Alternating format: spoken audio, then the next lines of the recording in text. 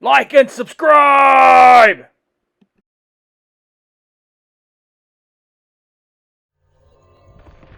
Thank you for joining in. This is your host, Killer J, back with another video.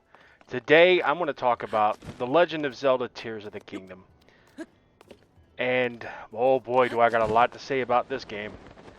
So ultimately, this is a sequel to the Breath of the Wild. If you have not played the Breath of the Wild game, you probably want to go back in and play that. If you've played Breath of the Wild, you will 100% get an appreciation for this game. This game ultimately makes Breath of the Wild look small. It is literally, they've got so many things added into it. You start off with nothing and work your way up, add hearts, complete dungeons, mini dungeons, sort of like what you did with the Breath of the Wild. So it's more or less a lot of the same elements, but there's so much more to do in this game. I mean, there's everything from the upper levels of the sky. You can go into the depths below Hyrule and explore, and it is absolutely terrifying underneath Hyrule with almost pitch darkness. It is insane how detailed this game is.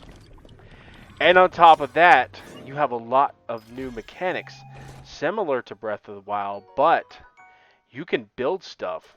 Like, you can come up with your own crazy creations and ways to get around obstacles in your own individual way. In fact, I would say that there is no possible way that somebody is going to have the same experience as another person. It may be similar, but the way they go about it may be different from the way you go about it. This game absolutely lets your creativity run wild. This game deserves Game of the Year. And ultimately, it is probably the best game that we've had in a very long time. Well, since Breath of the Wild. It had so much more depth, so much more variety in the game. The things that I hated about Breath of the Wild was primarily the story. It was almost absent. A lot of it was environmental storytelling, but a majority of it was absent. In this game, there's more of an emphasis on storytelling. There's additional things that you can visit in order to see parts of the story unfold before you. Ganon is back as well. Unlike the Breath of the Wild, you had Calamity Ganon. This is full-on Ganondorf.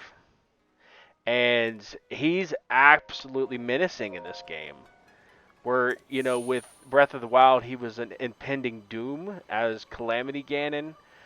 But Ganon is absolutely horrendous in this game. Terrifying.